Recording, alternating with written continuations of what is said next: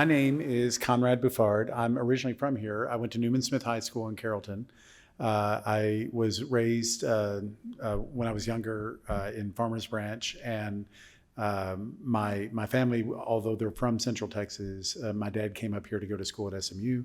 And it's interesting that you mentioned the Kennedy assassination because my dad was part of a group of graduate students that was allowed to meet Kennedy at the airport whenever he got off the plane. And so I had this picture of him there, which is interesting because when I used to be a history teacher, a high school history teacher, and I used to show those kinds of pictures, including, you were also talking about World War II. My grandfather was in World War II, and he has some.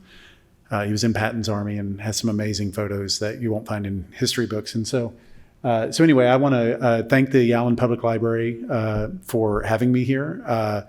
This is kind of a homecoming for me because, like I said, I am from here. It's amazing to me since I left in 1989 how much this area has grown. It's unbelievable. It's really remarkable. Let's just say this, that I used to ride my bike from Carrollton to out here, and that was a full day ride going back, and there was nothing but pastures. I mean, there were houses every now and a bit, but for the most part, it was nowhere near the development that is here now. What's interesting is that there are dedicated bee clubs in this area and dedicated individuals, some of which have taken our beekeeping class, some of which have taken other beekeeping classes, and they've learned how to incorporate more natural aspects of living, like keeping bees and gardening and that sort of thing, into a suburban environment, which is really what we have to do if we want to have a healthy ecosystem in which to live. And so, speaking of healthy ecosystems, there are a few things I want to talk to you about tonight, and I'm going to frame almost everything in terms of honey, because I am a beekeeper, but I take as much pride in producing honey and the science of honey and the blending of honey and all of that as I do in keeping bees. There is the great thing about excuse me, the great thing about bees and about honey is that if you have a genuine interest in those things, they will never cease to amaze you, and they will never stop providing new material and new, if you're an explorer, an intellectual explorer, they will never, you will never run out of information and new things to learn about whenever it comes to bees, especially now. I would say that we are essentially in at the peak of a golden age in terms of beekeeping and what we know about beekeeping. Before I get into all of this, I'll just give you a little history. Most of what we know as modern beekeeping was shaped within the past, say, 150 years, from the Langstroth beehive and the bee suits that we use and the way that they're cut and the way that the veil is. All of that is relatively new inventions. And then the genetics of bees and how we understand bees really didn't come into what it is now until a period in the 1970s, and then another period in the early 2000s, brought on by a whole episode called colony collapse disorder. So it's always good to have a tragedy to shine the light on something that's really important. Tragedies, especially if they're ecological tragedies, they have a way of focusing people's minds. And when we started this company, my wife and I, back in 2003, that was when colony collapse disorder was really getting going, and the interest in bees and honey was really peaking. And so it was a good time to start a honey business, and it led me as a teacher and as an academic, it led me to want to know more about bees and to eventually teach about bees, which we have done. Is anyone in here a beekeeper? Have beehives? Okay, fantastic. We had two beekeeping schools up here in Dallas, one in Copper Canyon and one in Rowlett, for a long period of time, but both of those areas have now been developed and we had to move the hives out. But while we were here, and those classes in combination with other classes that we had, we were able to introduce over 750,000 people to beekeeping. And that's through our introductory beekeeping class. If you Some of you may have seen through the National Geographic Society some work that we did with Angelina Jolie, where we covered her in bees, and it was used to promote women in beekeeping. That was simply an extension of my work with the Round Rock Honey Beekeeping School. So while we don't have a class here in Dallas-Fort Worth anymore, there are plenty of groups that do offer beekeeping classes, and plenty of very fun groups around where you can put on a bee suit, get a mentor, and go out and understand how to work bees. So anyway, so to start off, I want to give you a basic idea of what is Texas honey, because most honey that you find in Texas right now is not, most honey that's sold in Texas right now is not Texas honey. It could be combined with honey from anywhere and everywhere. The issue that we have, not only in Texas but all across the United States, is we have enormous demand for natural sugars, not just honey, but all kinds of natural sugars. And our production of honey is extremely low relative to other countries. One country that produces a large amount of honey is Mexico, just to our south. Another one is Argentina in South America. The interesting thing about Argentina is that they produce all this honey, but they don't eat honey. As a society, they don't consume honey, so they ship almost everything they make to other countries. Here in our country, we had the opposite problem. So because there's such enormous demand, companies will import honey from all kinds of places to satisfy that demand. So what makes up real Texas honey? Well, the way that you can define Texas honey, one method that we've used consistently over the years is using palynology, the study of pollen. And so I'm going to show you a series of 3 slides that show you over 3 months of this past year where we've done pollen analysis. Now, you may have 2 questions. One of those may be, well, why do you only have 3 months? And the second one may be, what about like these stop? I think they stop in September. And the question may be, well, what about October and November? Well, I can't say that word. Anyway, the analysis of pollen takes a while. And so we do have analysis coming for October and November soon. I just didn't have it ready for tonight. But in any case, one thing that you can find, this is from July. So honey tested in July represents honey that was made in May and June, because it takes about 30 days for bees to make enough honey to harvest. So look at the overall pie shape here and how big the relative pieces are.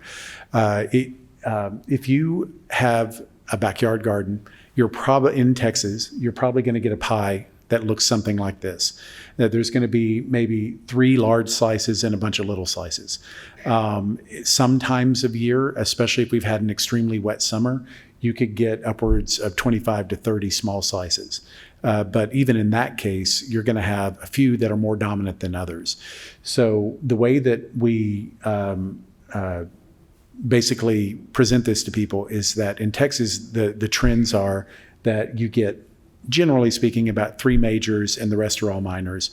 And then under the minors, you have traces of lots and lots and lots of other kinds of honey. So in this particular sample, we have mustard. Now, mustard is a huge family of plants. They're broadleaf plants. They grow in generally moist soil, usually along creek beds. Well, most of our hives, the hives that this sample was taken from were along Brushy Creek in Round Rock. So that makes sense that there would be mustard, especially dandelions and those sorts of plants. And then you come down here to goatweed, also known as St. John's wort. Well, it's in the St. John's wort family. So this one right here is goatweed. And then you have Bursera and mesquite, sunflower and mint. Now, a lot of people say mint. Well, if you go along creek bottoms, especially in central Texas, where there's a high amount of limestone in the soil, you're going to find a lot of shallow root plants, including mint and onion.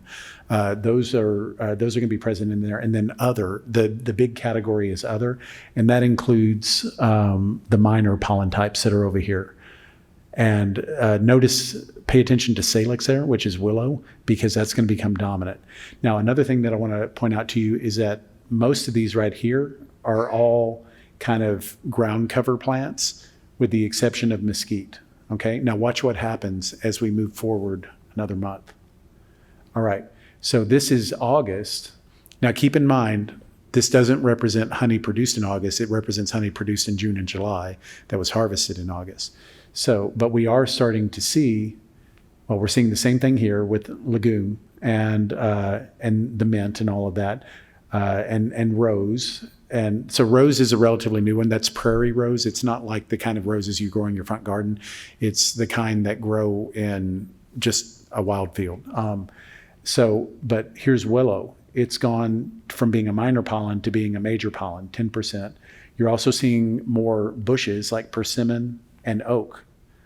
And then from there, there's several other. But the point is that the number of trees involved in your profile or included in your profile has quadrupled as the weather has started to get drier.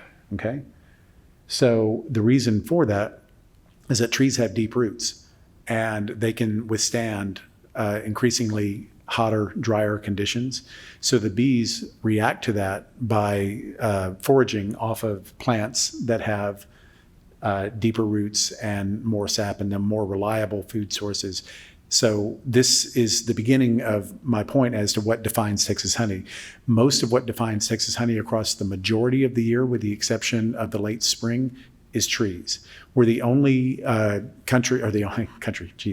only state in this part of the country that has a majority of trees that make up a typical pollen profile. So trees are what make Texas honey, not so much ground cover. If you were to go to Ohio, New York, Pennsylvania, Northern California, any of those places, Montana, you're going to get mainly ground cover type plants that make up your pollen profile. And you're going to see one giant piece. It could be something like clover, or it could be, there's going to be one dominant plant that makes up 80 to 90% of the profile, and it's going to be a ground cover plant. In Texas, you have much greater diversity. Look at this pollen concentration over here, 18,253.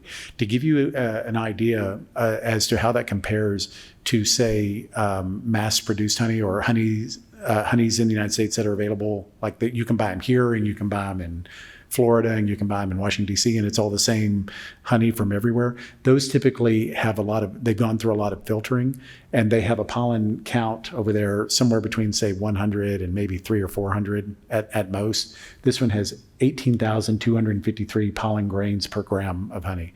That's an enormous difference. And for my money, I always like to eat honey, bring honey into my house that has more pollen in it, because pollen is where that's half of the honey. The other half is the sugar that's in the honey, but the pollen is particularly important if you want to build immunity. So anyway, now fast forward one more month, and we have September. Keep in mind, wasn't made in September; it was July and August. But this is where we start to see the trees really coming in. Willow, there it is. It's gone from almost nothing, a minor trace pollen, to 10%, and here it is at 35%. And then you got figwort, another tree, crepe myrtle, oak. So and persimmon is really more of a bush, but it acts like a tree whenever it comes to bees.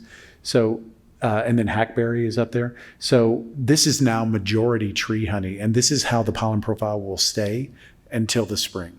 So when you're eating Texas honey, it's overwhelmingly tree honey. That is the key definer of Texas honey, in my opinion. Now, this one, interestingly enough, had a much smaller pollen concentration. That I think has more to do with the fact that we got some rains about a week and a half before this was harvested. And the rains have a tendency to wash pollen off the plants. So the bees go and they pick up nectar, and they draw out nectar and bring it back to the hive, but they don't come back with as much pollen on their legs, or what people call pollen pants. They don't come back wearing pollen pants. You've heard about the bee's knees and all that sort of stuff.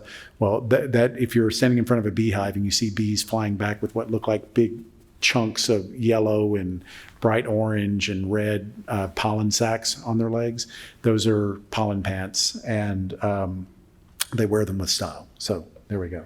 Now, what does pollen look like, and how do they determine all this? All right, so those are all different types of pollen up there.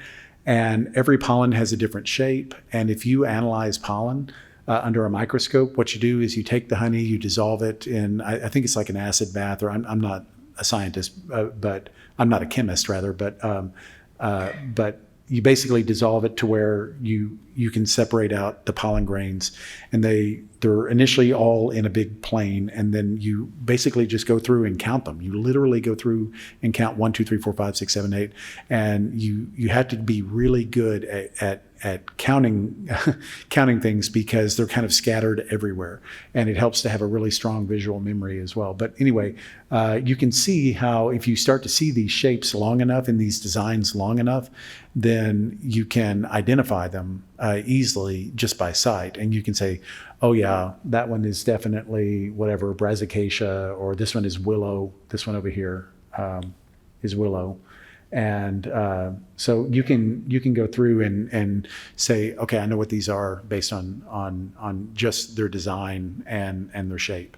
And there are thousands and thousands and thousands of these types of shapes. Now, how else do people use this sort of information? Well, the FBI and police, like in criminal investigations, they'll use this same technology to determine, say, where a body was found, or where a person, the clothes that they were wearing and where they were, because the pollen profile to each part of the country is unique. It's like a thumbprint. Just like if you go somewhere and you grab something in Washington, D.C., or you grab it in Austin, Texas, your thumbprint will be the same in both places. And if it's in a database, you can quickly access it and tell, yes, you were in those two places.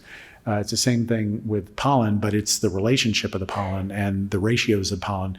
So if you're, say, a forensic scientist, and you're looking for to solve a crime based on where a person was at a certain time, and they come back with a majority of tree pollen, well, depending on what the tree was, they were either in a forest or they might have been in Texas in the winter, because all the ground cover has died off and the trees are the only ones producing pollen.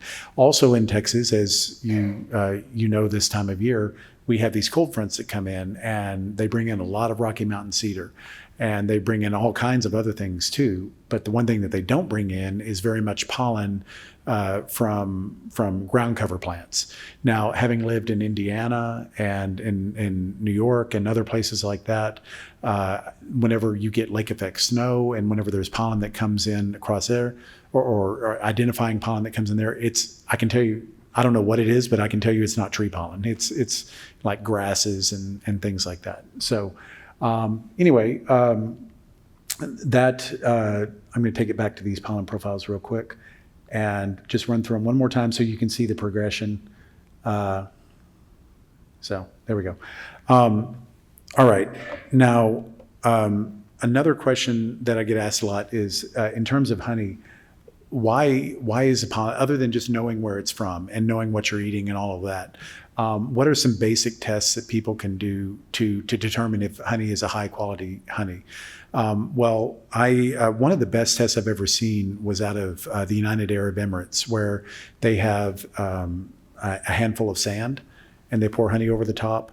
And if it soaks into the sand, then that means that it has too high a water content, and it's not unmolested honey, I guess is the best word for it. In other words, it's not adulterated. If it rolls off the top of the sand, then it has a lower moisture content, and it's a higher quality honey. So there's the sand test. The other thing you can do is what's called the bubble test, and I'll just grab a jar of honey.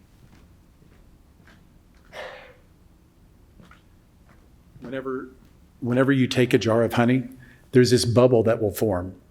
And it should take about 1 to 2 seconds, 1 to 1.5 seconds, something like that. This is actually not big enough of a jar to really illustrate this, but it'll at least give you a little bit of an idea. That bubble, it shouldn't go up like water. In other words, it shouldn't follow the outline. There should be a little bit of a delay. And if the bubble doesn't move too quickly, then that's also a sign of a very high quality honey. So there's that. All right, now for I want to quickly switch gears from honey to bees, because I know a lot of people here are gardeners. Let's see a quick show of hands. How many of you are gardeners? Oh, well, fantastic. That's awesome. So I'll tell you a little story. My mother was a master gardener, and she loved especially planting vegetables and flowers and that sort of thing. And that's what actually got me into keeping bees. Ultimately, was her interest in gardening. So for those of you that are doing gardening, I applaud you.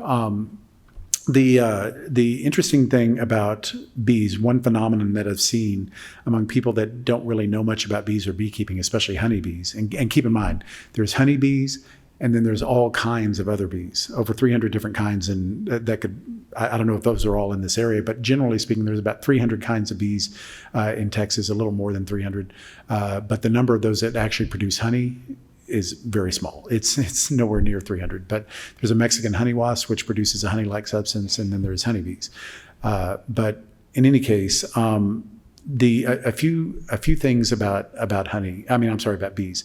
One, if you're seeing bees flying around, and especially the ones that sting you, those are almost, well, they're not almost always, they are always female bees. The one thing that I've seen even PhD level beekeepers and entomologists say is that whenever they get stung by a bee, they say, that little guy stung me, or they'll always assign a masculine whatever to it. They'll pronoun to it. They'll say he stung me or whatever. But it's always females that sting because they're the only ones with stingers. So in the hive, you have three castes. You have the queen, which is a super female. She's like Wonder Woman. And we call her super because she has ginormous, and that's my own word, I just made that up, gigantic and enormous ovaries. They're several times larger than a standard female bee. And her main job is to lay eggs. She's the mother of all the other bees in the hive. She can also selectively fertilize eggs to make either a male or a female bee. And she kind of provides a sense of cohesion for the hive. So that's the queen. And then you have the worker. Actually, you know what? I'll end with the worker. Let's talk about, I'm sorry, I meant to say the drone. I'll end with the drone. Let's talk about the worker. The worker is the one that builds the hive. She actually produces wax on her abdomen, just like you would out of your ears, except she pushes it through the individual, not scales, but the individual pieces of her shell on her abdomen, and then takes her legs, scoops it up into her mouth where she chews on it to add water to it, and then she sends it out through these little tiny grooves that are on her mandibles. Thank you very much. Yeah, sometimes I get lost up here. These lights are really bright. But anyway, she sends the wax through the mandibles and creates the hexagonal shape that becomes the honeycomb. She also will go out, depending on her age, she'll either guard the hive, she'll be a nurse bee inside the hive, she'll be an undertaker bee, which is where she takes the dead bees out of the inside of the hive, or she'll be what they called in the bee movie a pollen jockey, where she goes out and brings pollen back wearing the pollen pads. So the worker bee does it all. She's armed with a bee, and she will give up her life to save her queen or to protect her hive at any moment. One other thing that I want to encourage you to think about, in addition to thinking of the bees for what they are, all female, with the exception of a handful of males. In addition to that, whenever the bees are out, a lot of people think, well, that bee is bothering me. I've heard people say that bee is buzzing around me. That bee is like the bee is selecting them to harass, right? Well, bees are naturally defensive. They have to give up their life to sting you. So they will not do that lightly. And they will also not even care if you're there if they're not near their hive. So if they're out foraging in a field, unless you directly press on them, they're not going to sting you. So if you're running through a field, you don't have to worry as much about getting stung as you would if you were right near a beehive, especially a wild beehive. I was doing a video one time for like the ones that were being shown at the beginning, and the lady was saying, these bees are really bothering me.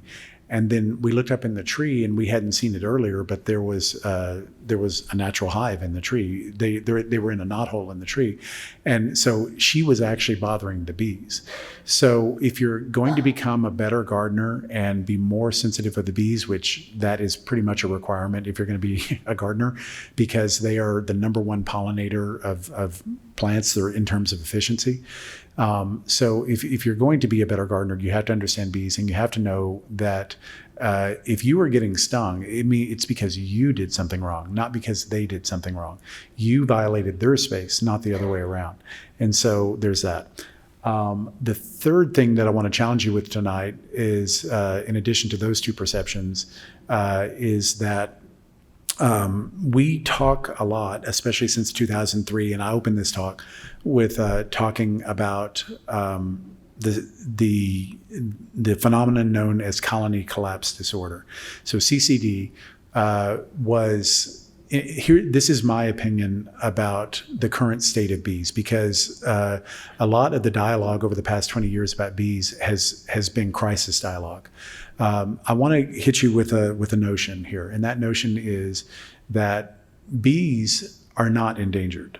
They're not even remotely endangered, or honeybees, that is. Native bees are endangered, but honeybees are not. Honeybees are not native to North America. They were brought here, and we have propagated them because they're very useful insects. They make honey, they pollinate crops, they do it very efficiently. A lot of people make a lot of money off of bees, but honeybees by themselves are not endangered. Now, whenever the stories started coming out about half of U.S. beehives dying off, what they were talking about was commercial beehives. And that's because those commercial beehives are being moved around in very basically like cattle car type operations. They're being moved around from one place to another place where there are basically fields of, say, trees, or in California, it's almonds. In Montana, it's mint. In the East Coast, it's cranberries. Down in Florida, it's oranges.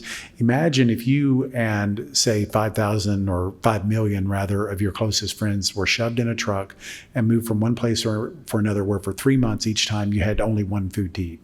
Like literally not one type of food, but just one type of pollen to eat, or one source of pollen to eat. You would probably develop disease, and you would perish.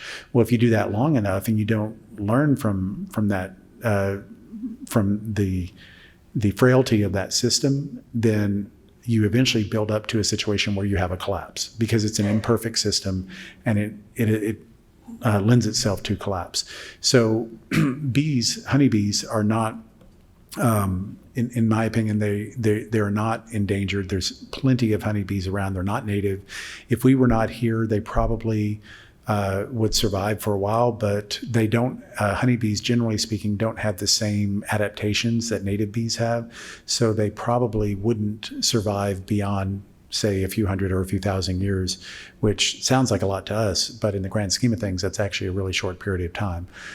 So there's that. The other thing is that, and I know this because I'm in the honey business, that whenever honeybees were first, whenever colony collapse disorder was first announced as a phenomenon, a lot of it was played up in the media quite a bit to bring attention to bees. Now, the more cynical among us, and even me from time to time, would say that was a purposeful play because it sells honey.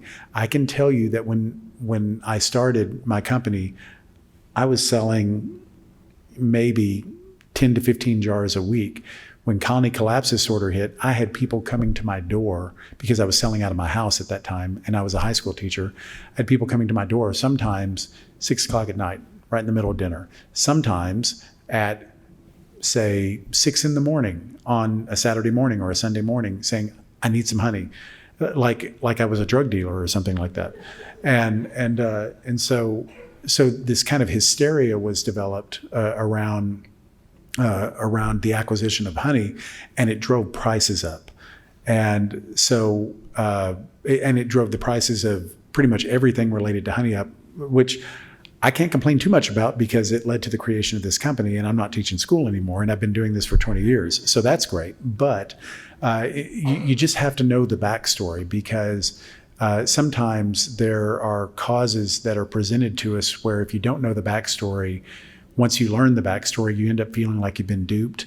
Well, even though there are some really, really serious ecological challenges related to honeybees, and not just honeybees, but all pollinators, there are exceptions to the current narrative that put things in a little bit sharper focus, and that's my whole point about that.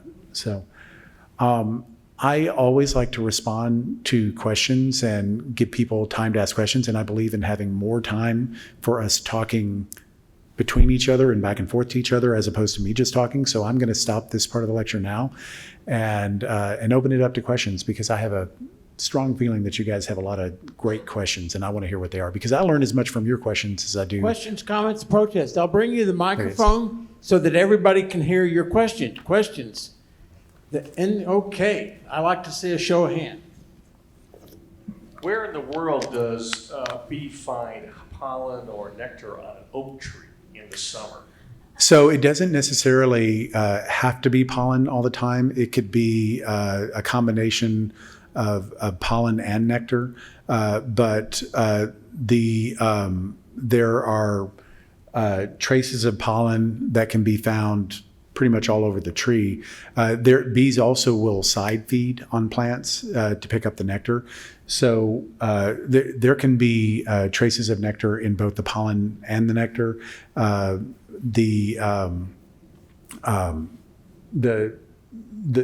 This test, though, is based just on the nectar.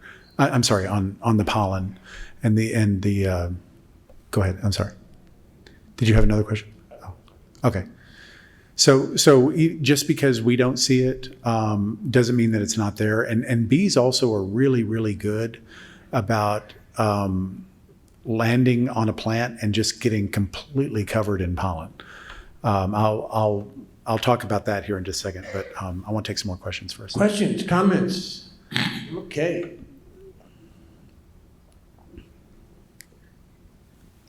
I don't know if I missed it, but were you going to tell us something about drones? Oh, yes. I didn't tell you about drones. Okay. So, yeah. So we talked about the worker and the queen, or actually the queen and the worker, and the drones. They're kind of like the comedic relief inside the hive because they're completely helpless. They do no work. All they do is eat and mate. And they are the boy bees. And so in place of their stinger, they've got a reproductive organ, and whenever they're born, if they're able to get out of their individual birth cell, it's most of the time because they were pulled out by the other bees, and then they get combed and they get fed. And then eventually they go hang out at the equivalent of an Irish pub in the sky called a drone congregation area. And they buzz around with their buddies, basically drawing in virgin queens. And then they attempt to mate with them. And if they're successful, then, well, we say that they go out with a bang, because it's just like the female, whenever she loses her stinger, when he loses his reproductive organ, it detaches from his body, and that's it for him. So that's the conundrum of being a drone. It's like the one thing that you're meant to do, if you're successful at it, that's it. So, but if they go back to the hive, if they're not successful, they go back to the hive, and eventually they do get kicked out. And usually the way that they get kicked out is sometimes it's not so friendly. Let's just put it that way. It's kind of like the insect equivalent of drawing and quartering, or beating them over the head and shoving them out the front door, that sort of thing. So. Okay. Oh, by the way, I did want to say one other thing about drones. Whenever I was talking about colony collapse disorder, a lot of attention was paid to the queens and to the food supply of the worker bees. But actually, one of the greatest threats to the survival of the hive is the lack of fertility, or the lack of sperm quality among the drones. Because they're exposed to toxins, they're exposed to all sorts of things. And the way that drones react to that is by having a lower sperm count. and so they're not as fertile. Now the queen reacts in a similar way by maybe not producing as much egg or as many eggs, or not laying as precisely or as frequently. But with a drone, they can continue to mate. It's just that the quality of their mating may not hold up over time if they're living in an environment where they're not getting good food and they're being exposed to pesticides and that sort of thing. So these are pesticides to kill insects and so forth. Yeah, the one that got the most media time was the class of insecticides called neonicotinoids. And the development of, so neonicotinoids are developed from tobacco plants. If it sounds like nicotine, it's because it's a derivative of nicotine. And so the interesting thing about neonicotinoids is that they were developed out of this whole push to get rid of cigarettes back in the late 90s. Or they were already around, but they were perfected, I should say, for just regular suburban use. Pushed in that direction because a lot of tobacco farmers couldn't make their money making cigarettes anymore, so they would sell their products to make neonicotinoids. And they really are a clean and a relatively clean and good insecticide. But the thing is that they don't kill pollinators, but they cause their navigation systems to not work properly. And if you're a bee and you're known for making a beeline between one place and another, then if you're not able to make that straight line, efficient flying pattern over and over again in your daily life, then it will show up in harming the hive, because you're not going to be able to bring food back efficiently. So that's why neonicotinoids are dangerous. So what do we do to get rid of them? Say it one more time. What do we do to get rid of them? Well, like there are. I mean, you can go online and look up. Organic gardening is a really, really good solution to dealing with a lot of these sorts of issues. When I would garden, I would use garlic as a way to get rid of everything from ants to moths, just spraying it everywhere. And it works as effectively as anything else, but it doesn't hurt pollinators. So there's a lot of, I can't really go into it now, but there's a lot of things. I wouldn't buy anything that you wouldn't feel comfortable eating. So, and I don't feel comfortable eating neonicotinoids. So, In the back? Yes, a number of years ago, used to hear a lot about Africanized honeybees. Yeah. And does it seem like there's much press about it these days? Are they still out there? Or, they were given credit for, killing small animals, cows and dogs? In fact, there was a news story this morning about a horse that died from a bee sting incident. And I think it was in Denton County, or it was in Denton, the city of Denton. But in any case, so the whole thing with Africanized bees, that started in the 1950s in Brazil. Brazil had a bee population that had been set up on one of these kind of, systems of agriculture where the bees were just eating one type of food, and they were very vulnerable, and they were very sick bees, and they weren't doing as good a job pollinating commercial crops. So what they do, they went to Africa and they brought in West African bees to cross-pollinate with the Italian or the European bees that were there. And just like almost every other time that humans try and play God, we ended up with a situation where there were unintended consequences. And one of those was that the Italian honeybee has a protection zone that they maintain around their hive of about 10 feet. An Africanized honeybee has a protection zone that it maintains around its hive that is at a minimum 40 feet. So, and there are other behaviors like Africanized hives reproduce a little bit quicker.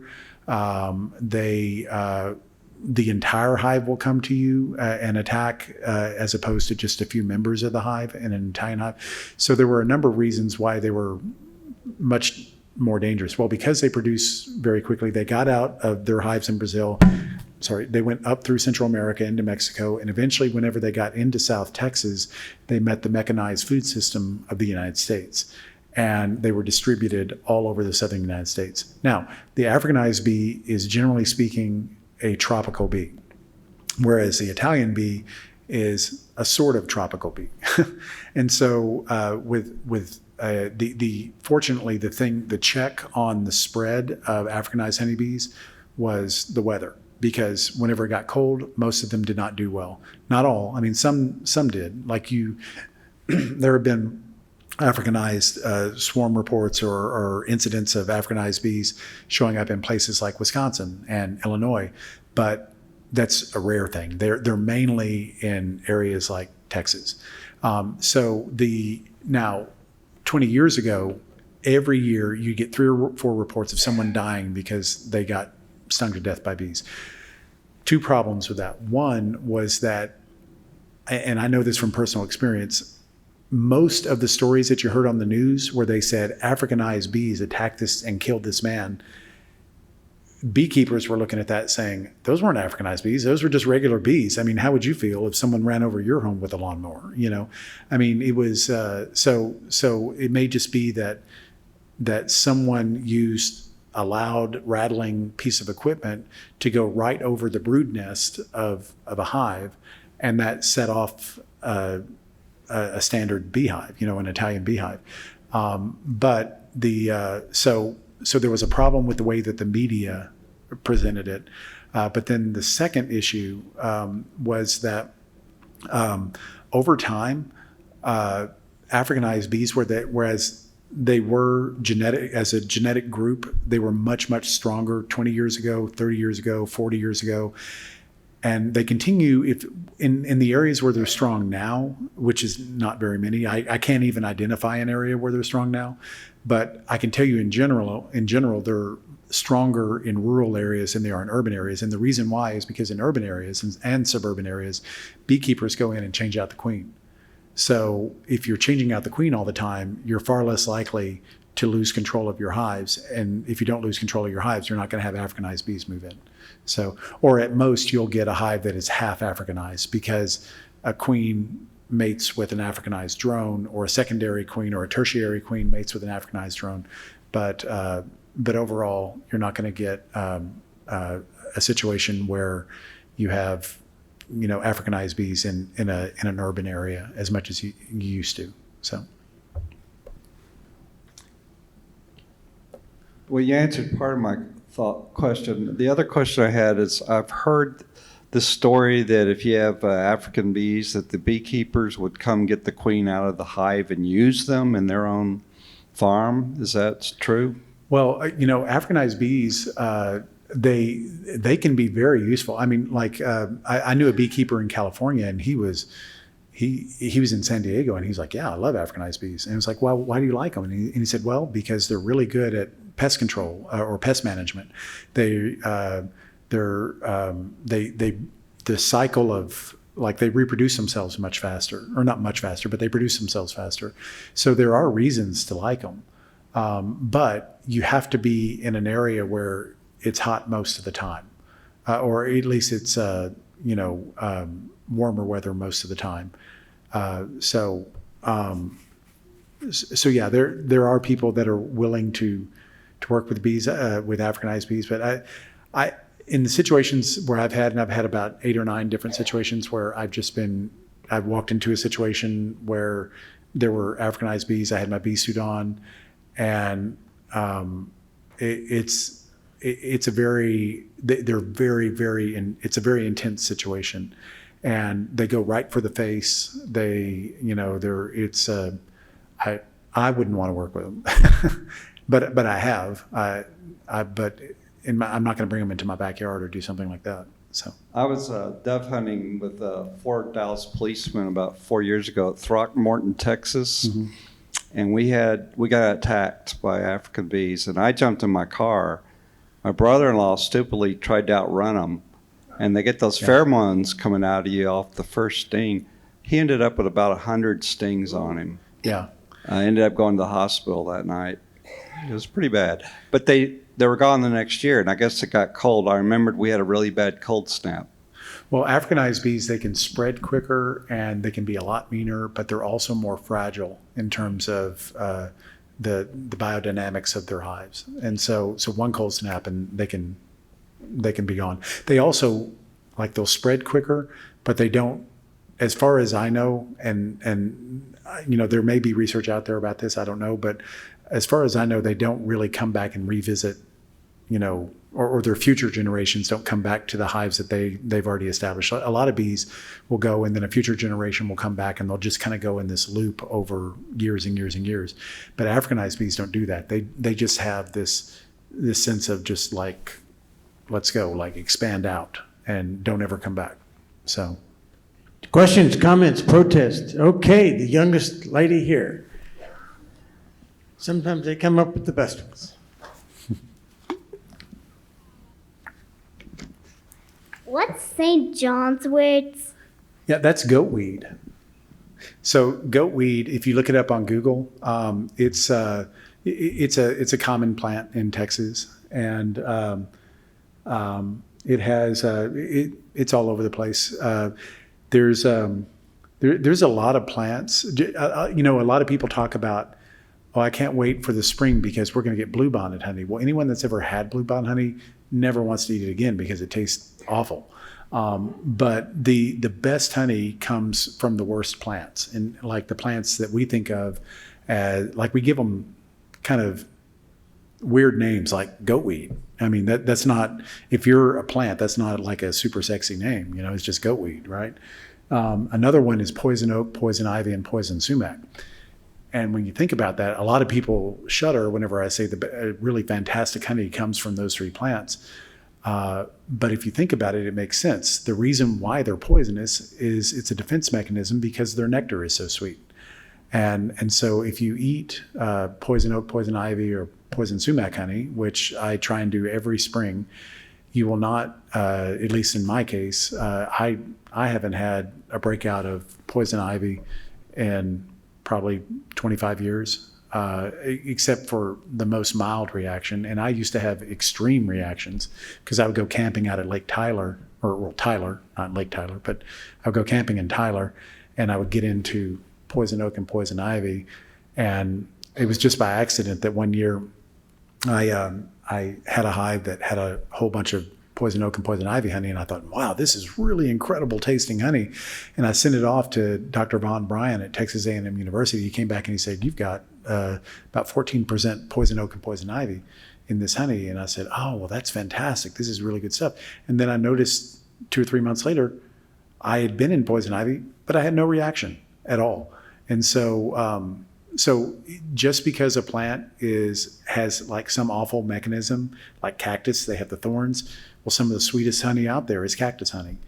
So anyway, whatever the defense mechanism is of the plant, there's a reason it's there. Plants aren't mean.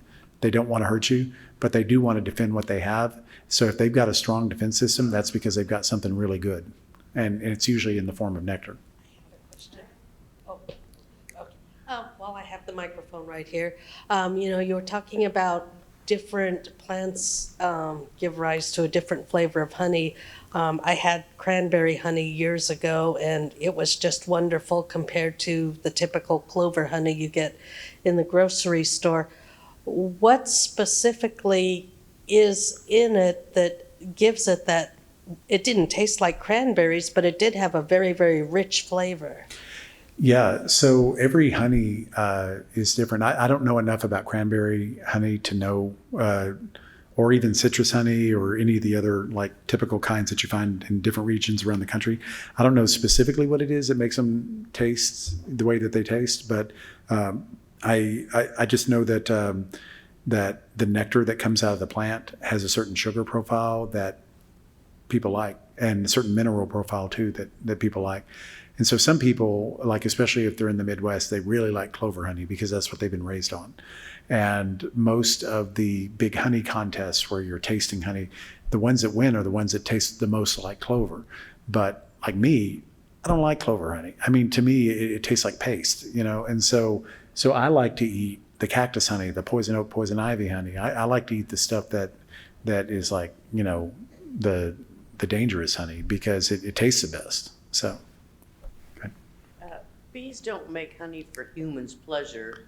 So when you harvest it, do you leave some for the bees? Oh yeah, yeah. We, in fact, in order to get the amount of honey that we need for our production, we have about 4,000 hives, and so we'll only harvest, say, 1,200 to 1,400 of them in a given season, and then we won't come back to those. Well, sometimes we'll try and harvest twice a year, but sometimes that's not possible.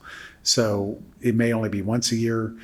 But that has allowed us to remain a small company, and fortunately, my wife and I are okay with just being a small company.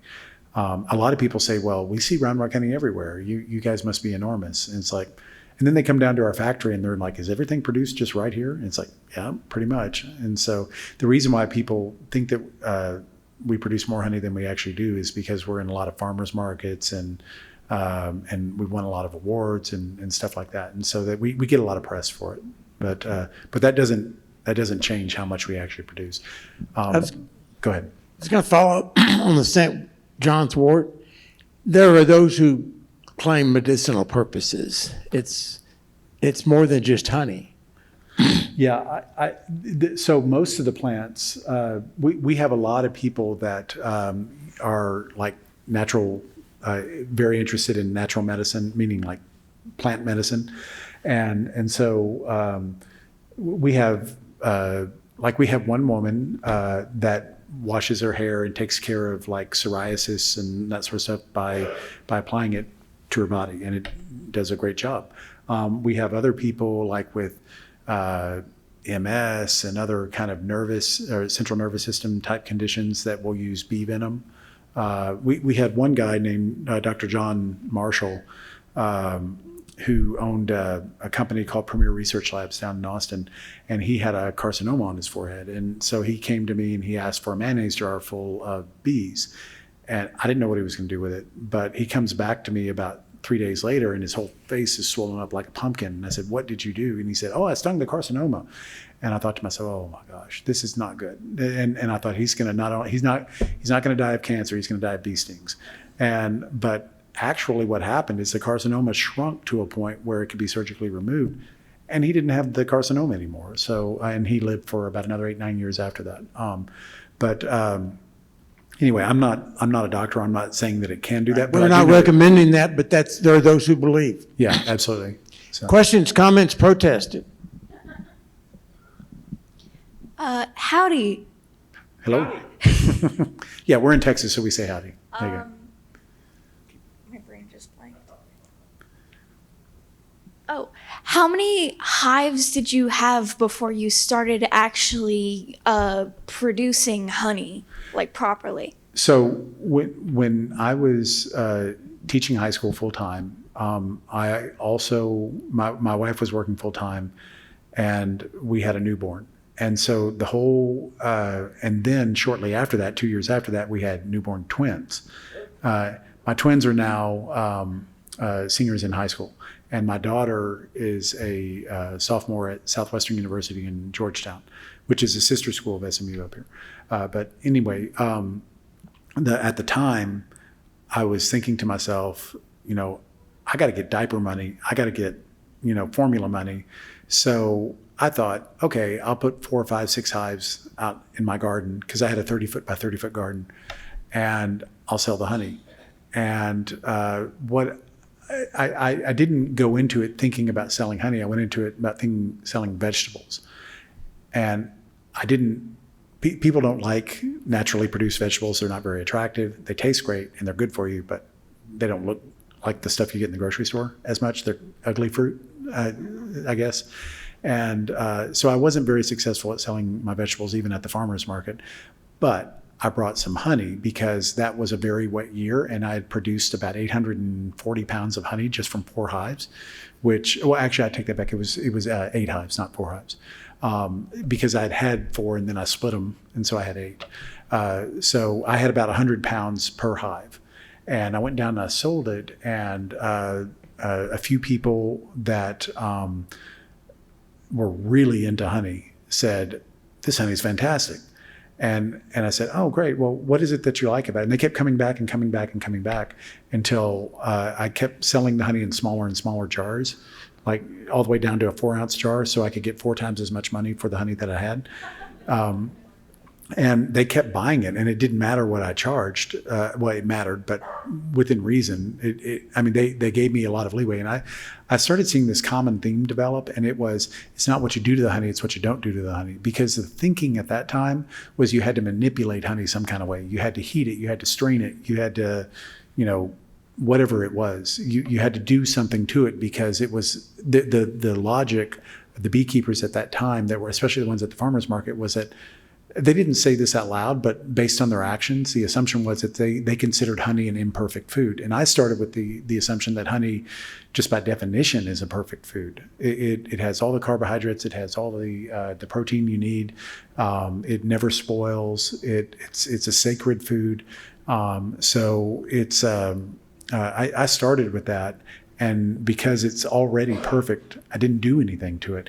It literally went from the hive into the bottle. In fact, one reporter called it crunchy honey because we had bee legs and bee wings and parts of wax and all that sort of stuff in it.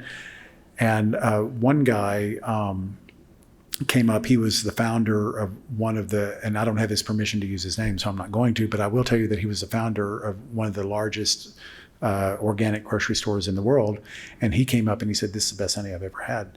And he brought us into his grocery store, and that's when things took off. And we also got a grant from a foundation to go out and buy hives. They gave us $100,000 interest-free, and we went out and we bought a whole bunch of hives with that. And then there was another interesting, one thing I love about our honey companies, and I didn't say any of this earlier, but I'll tell you now. You see this lemonade that's up here?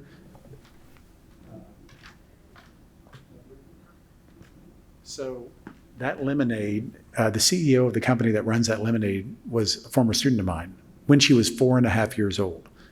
Her name was Michaela Ulmer. She went on the Shark Tank when she was like 7 or 8, and she got an investment from Damon John. And now her company, she's all over the United States, multi-million-dollar company, and she's the same age as my oldest daughter. She's a sophomore at Emory University in Atlanta. And her company came back and helped partially sponsor this tour.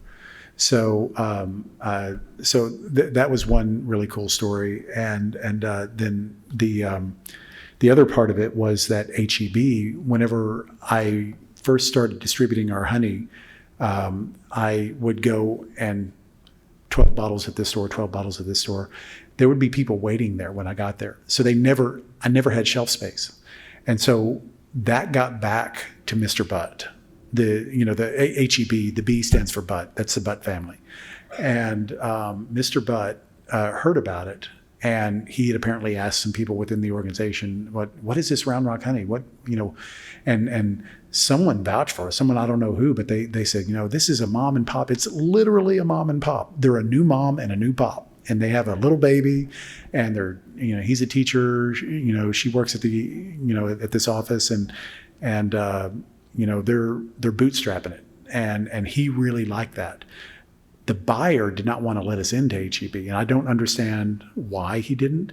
But Mr. Butt said, you're going to let them into HEB. And so we've been in HEB all this time, and they've been a fantastic partner. And through this Our Texas, Our Future program, they've not only sponsored this here called Talking Bees, but they also sponsored a program called Seeing Bees, which came before this, which was a public art display featuring scanning electron microscope images of bees taken by a friend of mine named Dan Winters, who is a professional photographer, that were on display. They were blown up huge and put on display in Austin. And there's going to be one after this called Hearing Bees. So it was Seeing Bees, Talking Bees, and then there's going to be Hearing Bees. And Hearing Bees is going to be a set of original musical performances that are created basically using bee sounds and using bee equipment as the instrument. And you'd be amazed at the compositions you can make from just bee sounds. Now, you may be asking, How do you know about bee sounds? I'm no musician, but I can tell you that we have had more gaming companies come to our honey house and stick their microphones in our hives than probably any honey company out there. And I can also tell you that if you hear a bee sound on any video game produced over the last 10 to 15 years, it's probably the sound of our beehives. So I wish that I had charged them for that. Yeah, I know. I didn't. I said, yeah, go stick your microphone out He there. didn't charge us a dime to come here because the HEB Family Foundation, and what can everybody here do in their backyard for bees? Well, the first thing is try not to use pesticides. I mean, pesticides are really kind of a zero-sum game. And you can get, I actually encourage people to let their grass grow. And even though you can have a well-coiffed lawn and have a healthy environment without having, applying all kinds of fertilizers and pesticides and things like that. So that's number one. The other thing is that if you do plant plants, try and focus on what's native around here. The one thing that I absolutely, it bothers me is whenever I get some pollen that shows up in our pollen profile that is something that I've never even heard of, and I look it up and then I find out it's an ornamental plant that someone stuck in their backyard, because bees can forage up to 4 square miles. And so they may go to your backyard and they may forage on that and they may bring it back to the hive, and then it may go well for them, but it may not. And so so if you're being environmentally safer if you use native plants. And a great resource for that, I'm just going to put a little plug in for them, is the Lady Bird Johnson Wildflower Center down in Austin. They're an excellent, outstanding resource for for having information on native plants. Marge, I'm going to put you on the spot. What are some good Native plants here in Collin County? Hold on, let me bring you the mic. Echinacea, autumn sage, Russian sage. All of the sages are good. Sunflowers. That, by the way, brought to mind something. All of those are also good down in Central Texas. One thing a lot of people don't realize is that the plant profile, even though there are subtle differences here, in Williamson County, where I live in Central Texas, it's more than 95% the same there. It's just that there are different percentages, especially among like oak trees, because we have a lot of large oak trees and elm trees and things like that. But the plant profiles, it's the same cast of characters. It's just in different percentages. So, if you're going to plant sunflowers, those are great for bees. Rosemary is great. All the sages, like we get this one sage that comes up all the time. It's called blue sage. Onion flower, we had a massive hailstorm a few weeks ago, and it aerated the soil. I mean, we had pieces or chunks of hail literally this big around, and it made pastures in and around Round Rock look like moonscapes in terms of little divots in the ground. Well, what we saw about 10 to 14 days after that was onion flowers popping up all over the place. The Austin American-Statesman wrote an article about it, saying that basically the land was aerated by the hail, and that allowed the bulbs of the onion flowers to bioactivate and stimulated their growth. And then that became a miniature nectar flow, which is going to result in about 8 to 10 more days in a honey harvest that we weren't planning for. And it'll probably be what I call a sour honey, because it's probably going to be an onion flower honey, it tastes like sweet onions.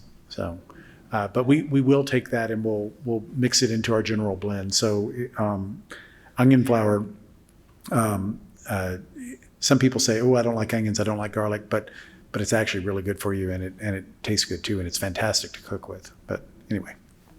You said they don't like noise. So how do you keep your grass and your fields around the hives low when it's overgrown? That's one. And then my second question is, do they also produce royal jelly? Yeah. And do you harvest that as well? Yeah, so to your first question, just reduce, I'm not saying don't mow or anything like that. I'm just saying that it might be better if you reduce the frequency of mowing to, just whatever works for you. I mean, some people, like I've had a big yard and I now have a small yard, but in my big yard, if I didn't mow, it was going to get out of hand pretty quickly. And then I would end up with like snakes and stuff like that. And I didn't want that. So I would just go back there and I would just, I would put the mower on high and I would try and, mow at a time that like the middle of the day when most of the bees are out of the hive out foraging. Sometimes it's too hot to do that, but I think that, that's everyone's personal preference on how you manage your property. But for me, I just reduce, like throughout the whole summertime, I personally try not to mow more than, like if it's been wet and there's a lot of grass growing, I won't mow any more than about once every 2.5 weeks. So essentially like maybe a little, like maybe once a month at the most. Some people will mow every week because that's just what they like to do. That's really not necessary, and actually it's bad for the grass. But so that's what I would recommend. And then your second question about royal jelly. So most royal jelly that you find on the shelves in beauty products and things like that doesn't actually have very much royal jelly in it. Most of the cosmetic grade royal jelly used throughout the world is harvested in China.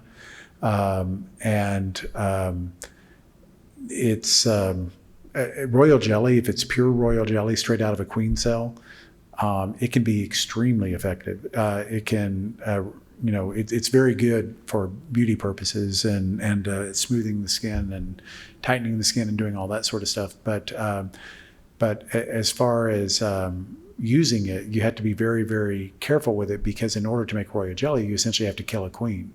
You have to take a queen that is, in its little queen chamber, snip off the end and let the royal jelly drain out.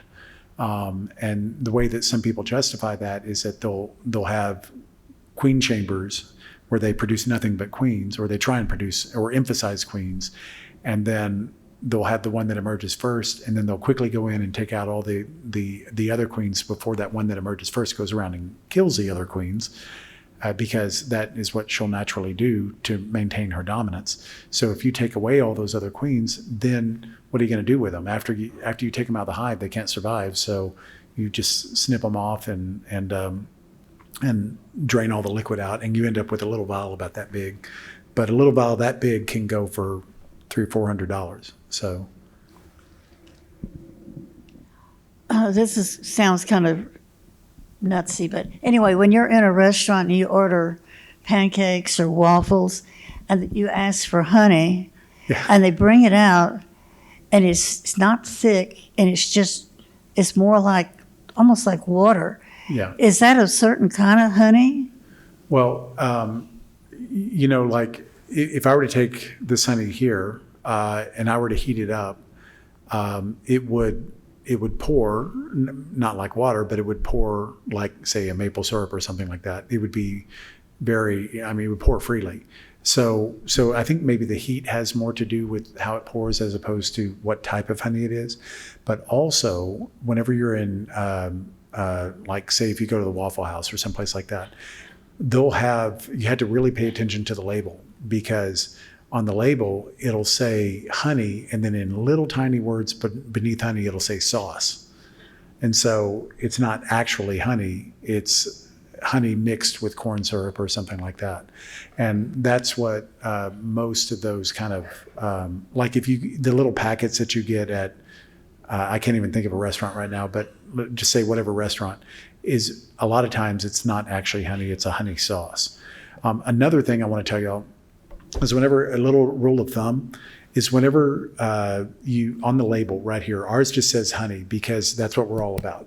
A lot of people I've noticed, even in groups that are very, very good for beekeepers, like say the Texas Beekeepers Association, there are movements to have honey called real honey or authentic honey or whatever kind of honey. And then there's also another group, and those groups are great, but then there's another group that they want to put Texas honey on the label. One thing I've found is that as a general rule in the grocery store, if you see something and it says Texas honey in big letters on their label like that, in most cases, in almost every case, in fact, based on these tests, it's not Texas honey. And that's unfortunate because there's no rule about, how much of it needs to be Texas honey. And that is something that the Texas Beekeepers Association is working at the legislature to have a legal definition of what is Texas honey. And, I've done a lot of work at the legislature. I've given testimony to help make laws that to ensure authenticity and standards are kept high. But there are there's a lot of playing with labels that goes on. And so if I can just tell you that if you see Texas honey, like in big letters, and then you turn the label around and it says product of Vietnam or product of India or whatever, that's like, oh man, that's no good. So yeah. Well, the Anyway, I reason think I got a little bit asked off track question there. was because I didn't hear. I am very allergic to high fructose corn syrup. When I take that, I just get so sleepy I can't stay awake. Yeah. But this syrup was so thin and everything. I was wondering if they had mixed high fructose corn syrup with the honey. Do they do that sort of thing in commercial? Yeah, some companies, especially if it says honey syrup on it, it could be mixed with just about anything. It could be rice syrup, corn syrup. It could be a whole number of different things that they mix with it. But but if it like on our label, we'll say fresh, raw, local, and it's 100% honey. And there's a lot of good high quality honeys out there, but you just have to read the label. I mean, if the evil word is syrup, and that's another thing is that there are even some consumer options out there that it'll have vegan honey, or it'll say I forget what the other. It's like they'll spell honey differently, like HUNNEY or EE or whatever, and then they'll trademark that phrase and they'll say, yeah, it's 100% honey, but it's a different spelling of the word. And so what they're trademarking is whatever their creation was, as opposed to authentic honey. So, and all of that's very legal. There's no, but it is designed to be deceptive, and that's not good. So.